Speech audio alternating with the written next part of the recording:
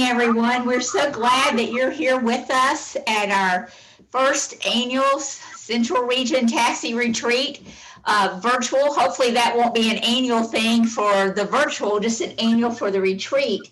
But we are excited that you're here, and we're going to be starting our first educational session. We would like to remind you to turn off your camera and mute your microphone for this session unless you're otherwise instructed. As a reminder, this session will be recorded, so the name of your computer may appear in your block. If you do not agree to this, you may leave the session. Otherwise, you may remain with your camera off and muted.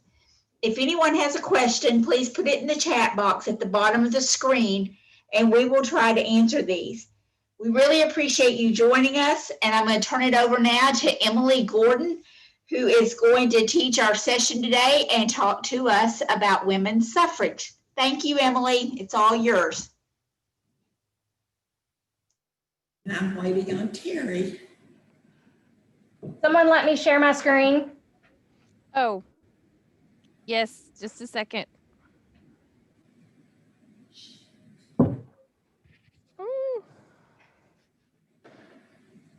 There you go. All right. Okay, well, I would like to introduce our very own suffragette, Miss Emily Gordon from Marshall County. And she has a great lesson talking about the history of women's suffrage and how Tennessee played an important role in that entire movement. So, Miss Emily Gordon, take it away. Good morning. Welcome to your 2020 virtual retreat. A special thanks to your Central Region President, your Central Region Board, your agent advisors for all the time they have spent putting this experience together. I am impressed. I've divided my presentation into segments where I will spotlight 2 Tennessee ladies that made a difference, define some interesting suffrage facts, explain how to make a signature fan, and then I'm going to give you time to respond with stories of your mother, grandmother, or aunt's first vote before I finish with a recap of the session. I first became interested in suffrage after attending a presentation at Columbia State about Sarah Polk, always referred to in print as Mrs. James K. Polk. And she was against woman suffrage. Intriguing, and we take the right for granted. Then I was reading Bill Carey's history lesson in the Tennessee Magazine, where he mentions Ann Dallas Dudley, always referenced in print as Mrs. Guilford Dudley. And she was for suffrage. I was hooked. I wanted to know more. So I present my message because you need to know as a woman and as a Tennessean that you enjoy the privilege of casting your vote at the polls because women before us deemed it important and carried the torch. Names of Katie Stanton, Carrie Catt, Susan B. Anthony come to mind when we think of the movement.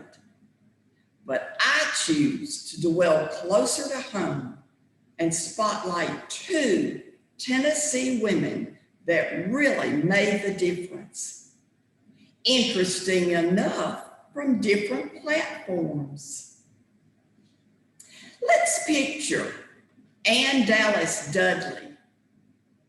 From a prominent family, commonly referred to in print as Mrs. Guilford Dudley. wife of one of the founders of the Life and Casualty Insurance Company. I'm inserting a tidbit here.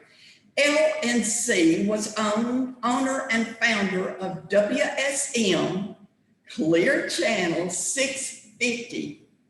Does anyone know what WSM stands for? I will give you time at the end to respond and answer in my facts segment. At a time when many people of both sexes criticize suffrage for being anti-feminine, Dudley proved that one could be a genteel lady, a mother, and an activist.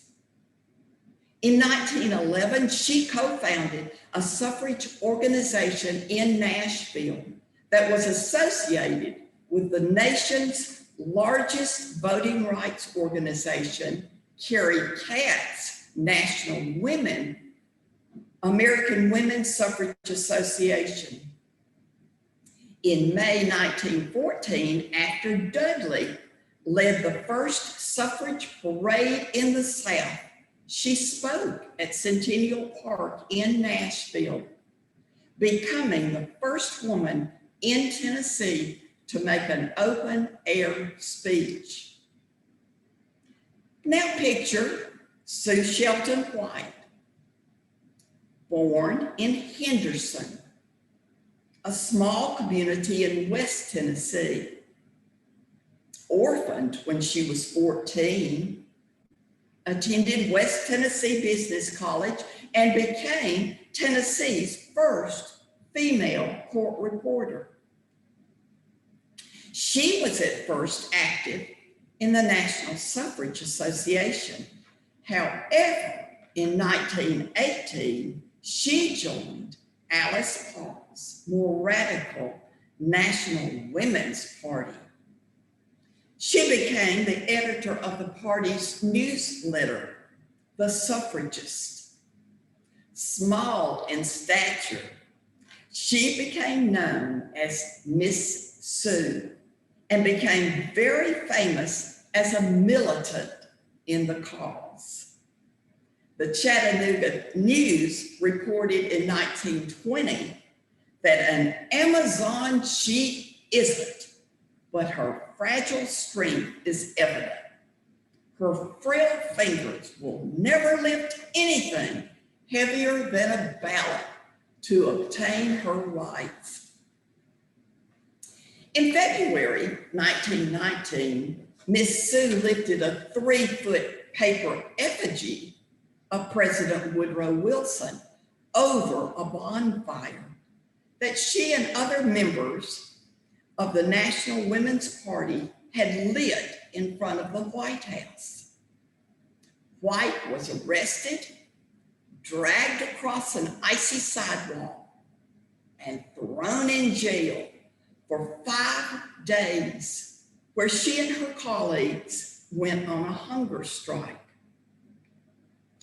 After they were released, they donned prison garb and chartered a railroad car called the Prison Special. It toured the United States, embarrassing President Wilson, but generating publicity for the women's suffrage cause. The actions and words of National Women's Party leaders such as Alice Paul and Sue White raised pressure on Congress to pass the 19th Amendment. However, when White and her fellow National Women's Party colleagues were arrested, suffrage activists associated with Carrie Catt's NAWSA were horrified. In fact, Ann Dudley wrote that their banners should be called banners of shame. They're half-crazed fanatics. After Congress passed the 19th Amendment in June 1919, and sent it to the states for ratification, Carrie Katz, NAWSA, and Alice Paul's National Women's Party both worked separately for the cause. As one state legislature after another considered the amendment, both sent different people to each state to lobby for women's suffrage, both taking credit as each state approved the amendment. Sue White, National Women's Party, was sent to Nashville to coordinate lobbying efforts in Tennessee.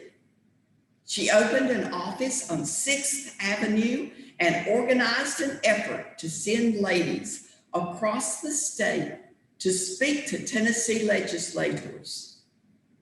After the special session was called, she saw to it that legislators were greeted at the train station when they arrived in Nashville, spoke to many of them herself, and addressed many of the arguments that were being put forward. White kept a running total of votes for and against the amendment, which was updated as members of the General Assembly changed their minds about how they were going to vote. Now back to Ann Dudley. She was doing much the same thing for the National American Women's Suffrage Association. She helped coordinate the efforts of women who greeted lawmakers at the train station and talked to them in the hall of the state capitol. She too tried to counteract the arguments against the suffrage amendment put forward by the railroads and the liquor industry. I understand that Jack Daniels rented a suite at the Hermitage Hotel where they entertained legislators in hopes of swaying their vote. She too kept a running tab on how each legislator intended to vote. Now remember, one lady was affluent, one was radical. And if you're thinking that one had more influence than the other, one story suggests otherwise. One day, when legislators were exhausted from the bickering and long meetings, Dudley approached Wilson County's Lon McFarland, an opponent of the amendment. McFarland had frequently made the argument that most Tennessee women were opposed to the 19th Amendment, and most of the women lobbying the legislators were outsiders. While straightening his tie, Dudley told McFarland that if he really wanted to honor the wishes of Tennessee women, he would vote for in favor of the amendment. Rather than answer her, McFarland pulled out a pocket knife, cut off his tie just below the knot, and left Dudley holding the rest of it. "Just keep it," he said as he walked away. It is interesting that two ladies from different backgrounds lobbied for the same cause, even though it is never documented that they ever spoke to each other at all during the 10-day session. But one thing is known for certain.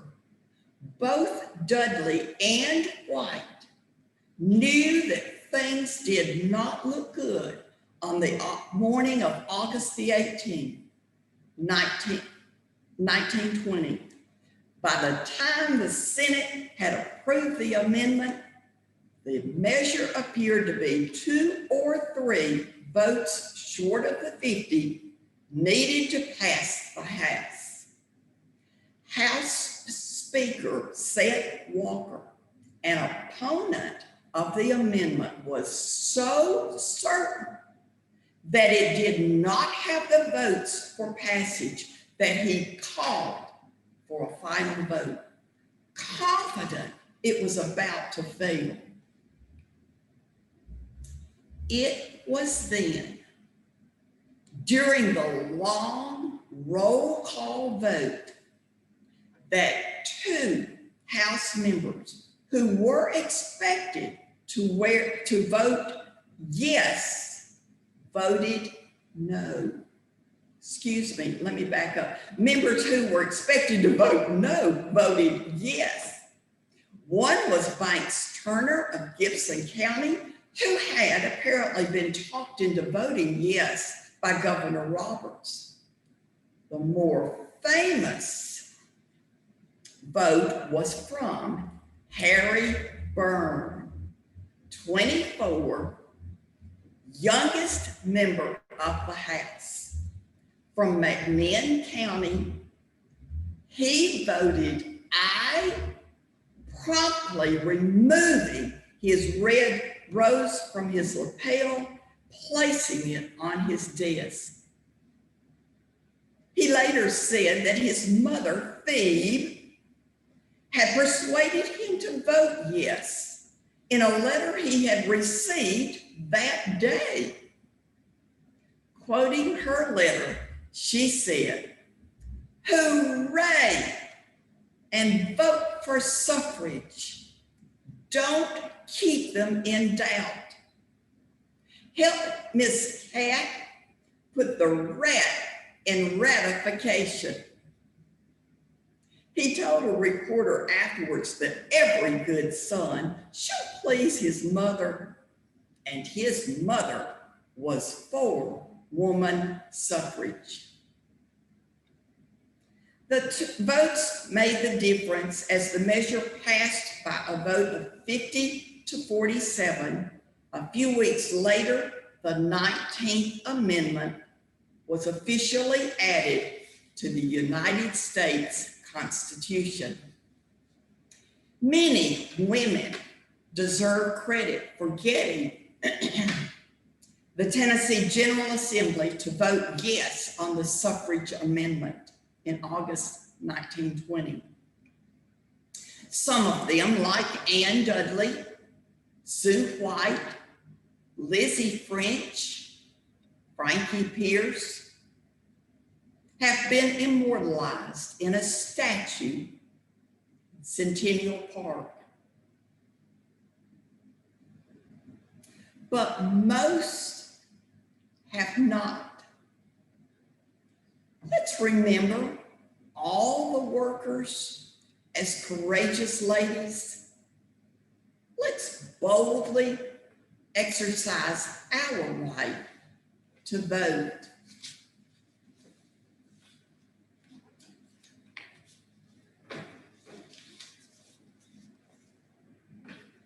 Okay, by facts. The etymology of the word suffrage. The word suffrage comes from the Latin word suffragium, meaning a voting tablet, a ballot, a vote, or the right to vote. It does not have anything to do with suffering.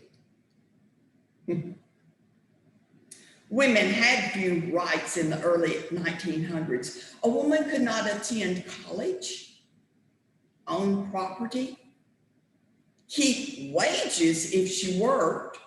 Her pay belonged to her husband or her father. She could not have custody of her children if she divorced her husband for any reason.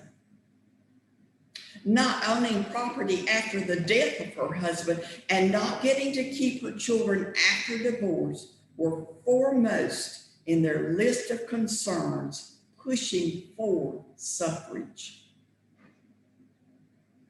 Anti-suffragists were mostly educated, married, wealthy, and white women. They believed women needed to focus all their attention on maintaining the home to provide a refuge from the stresses of the outside world. In fact, one anti-banner asked what cleaning the kitchen sink had to do with voting. Why did they wear white? White is a symbol for purity, often alongside purple for dignity and green for hope. White became associated with the suffragette movement because they wanted to reassure their onlookers that their protests were non-aggressive. And also they thought that white would be accessible. No one would have to go by. They could all put their whites together and all make a statement. All dressed in the same color showed unity in large numbers and actually turned heads when they all marched in a parade together. The yellow sashes appeared around 1910.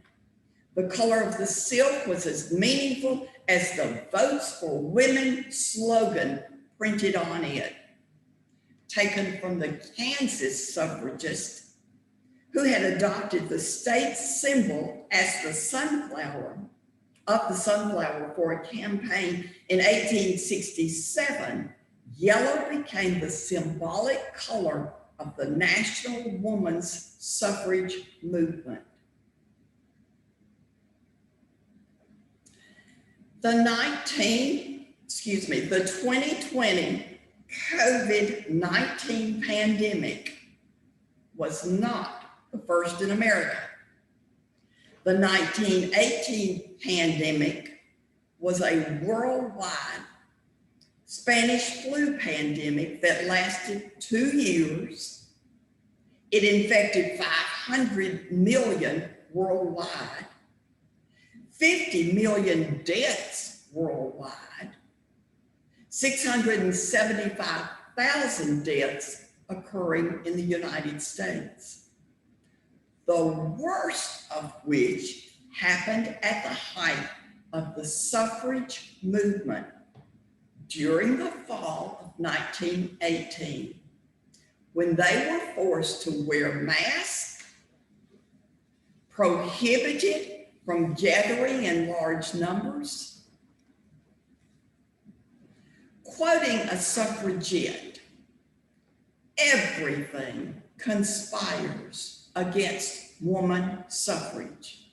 Now it is the influenza.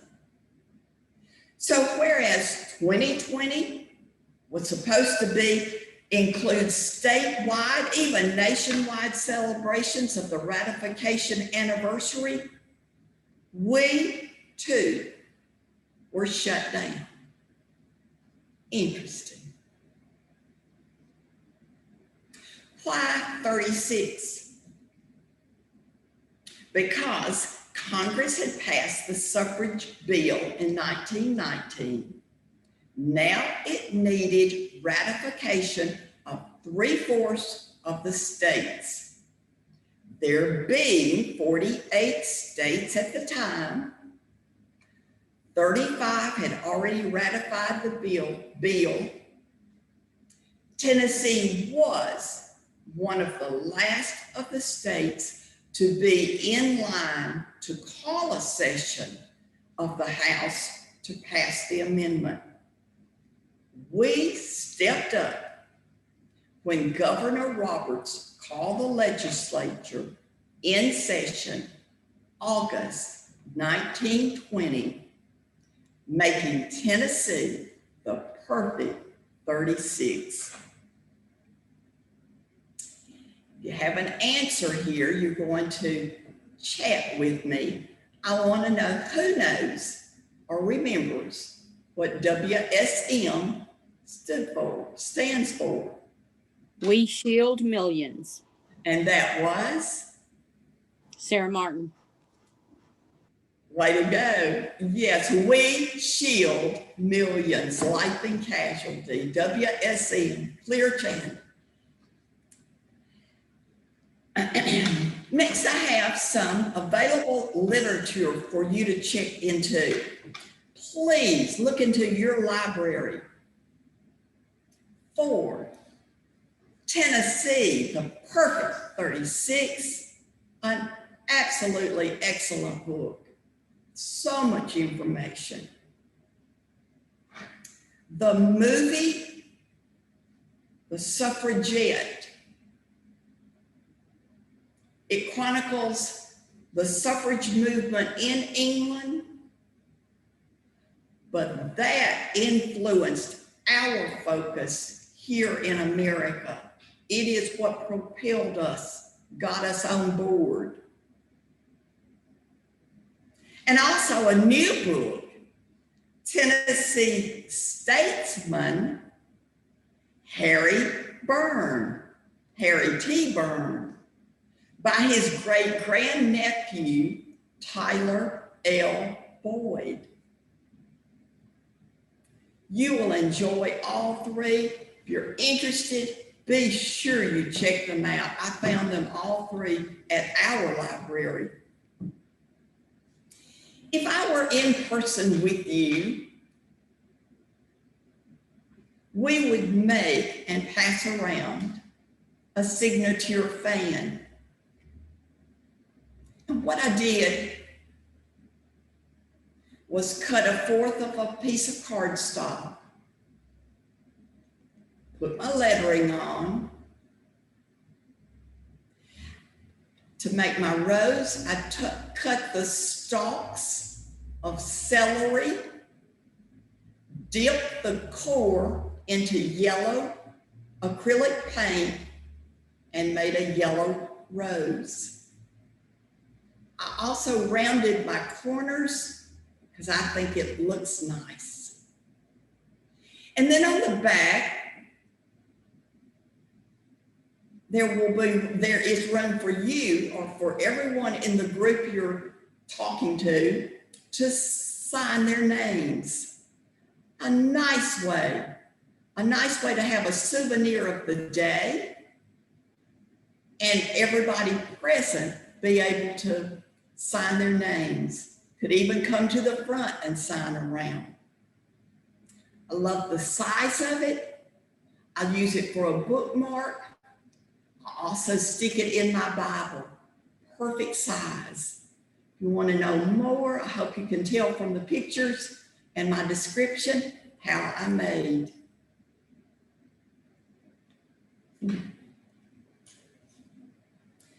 Okay, I want to hear from you. I want to know what your mothers have said, what your fathers, grandmothers, aunts.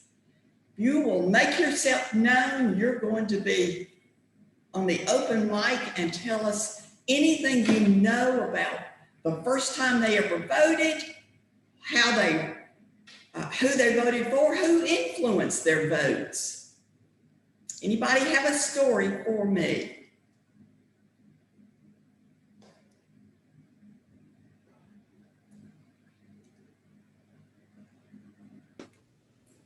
Well, Miss Emily, oh gosh, go ahead. Oh, you go. No, I just want to, let me see. Emily, I just wanted to say, first of all, how amazingly entertaining and informative your session has been. I'm sure most of us have looked at many other documentaries on PBS and other stations, and I just appreciate how entertaining and personal you made this presentation. And I just quickly want to share just a little story about my mother, who passed away 9 years ago. but she was always instrumental in getting her daughters involved in politics, and she thought it was a reflection of being of caring about democracy. And so when we were all little, my mother would take us to the polling stations when she voted. And I never forgot that. And when I had children of my own, I took them to the polling places. And then I took my grandson to the polling places. So there's a strong connection in what our mothers do for us. And so I just wanted to share that. And thank you, Emily, so much. Thank you for the kind words. And you're exactly right. If we don't teach, who will? If we don't teach our own, who will? So thank you for passing on to children and grandchildren. Another story. You may have heard this one, but my dad passed away this summer, and the last few years that he was living, he told the story of his mother, who was her first opportunity to vote was in May 2nd, 1922. And she was so excited about this opportunity. It was during the primaries in Indiana. And she was so disappointed because Daddy chose to arrive. He was birthed that day and she wasn't able to vote. And she never let him forget that. She was so disappointed that she didn't have that opportunity. And What it a was a sweet sweet story. story. Sweet story. Somebody else.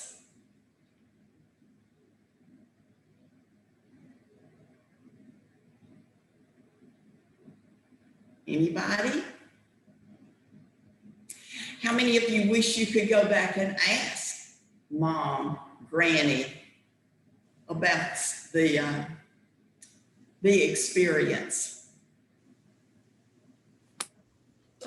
And No, I just, I'm just speaking probably on behalf of everybody who, for some reason, doesn't want to, share. I did not know before I moved to Tennessee that Tennessee was the catalyst for getting the right for women to vote passed. And so now, as a Tennessean myself, I'm very proud of that accomplishment. And we should be sharing, the importance of Tennessee and women's right to vote with, other family and friends who live outside the state of Tennessee. Yeah, and I think, we miss a lot of opportunities when we don't sit down and discuss things of this importance, with the women that we still have in our lives that are still with us. So, we need to talk about it. exactly. And yet the times, I had volunteered to speak several places, and because we're all shut down, everybody canceled on me. So it may, and I think you were I believe in Kingsport, we were to have a session on, and that was canceled. So maybe it'll pour over into 2021 and we'll still hear. But again, we need to be aware and pass on our enthusiasm and to little people. Somebody else. Did I see? Emily, Yes. this is Teresa Bell. Hi, Teresa. Hi, how are you? Great.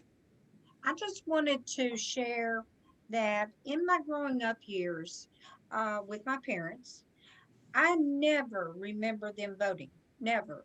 And so it wasn't passed on to me. It was not until I was married and in my 20s that I understand the voting process. Hmm.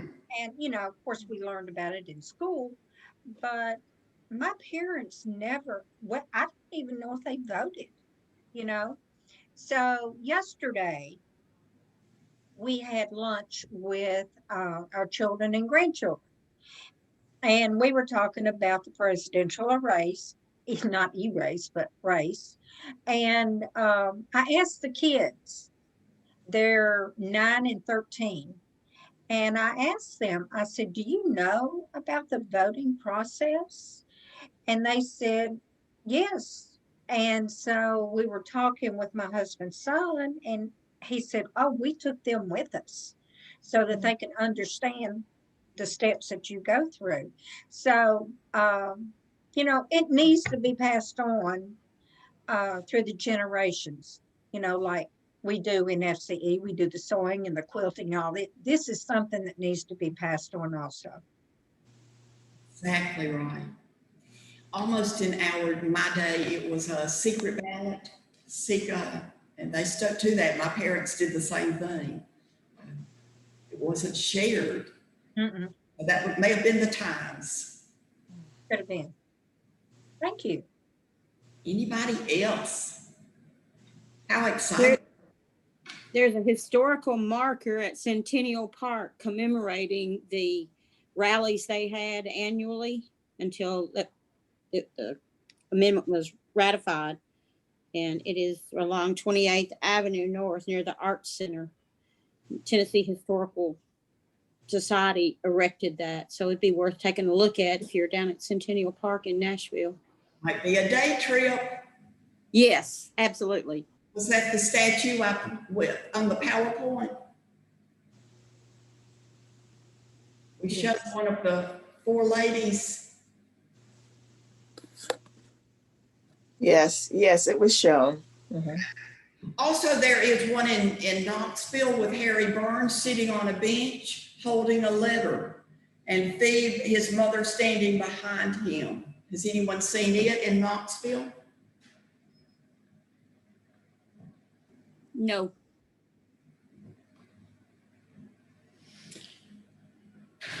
Right. Any other comments? Would you have been a suff or an anti? We really don't know. So many women are under their father's thumb at home and then passed to their husband's protection or influence. Then we get busy raising our children. Life happens. I understand churches influence votes as groups. But what we can be grateful for are the ladies that stood in the trenches for us. We can educate our granddaughters. We can get out and exercise our right to vote. We can plant a yellow rose bush this fall as a memory. I hope that you have enjoyed this. I hope you've learned something. I give a special thank you to my agent, Terry Ower, who put the PowerPoint together and the pictures and made it much more interesting. And to you, I say cheers to the 2020 virtual retreat. Thank you. Thank you. Thank you, Emily, so much. Thank you for that, Emily. Thank you. At this point, I'd like to turn the meeting over to Shelley Barnes. She's got something she wants to share with everybody.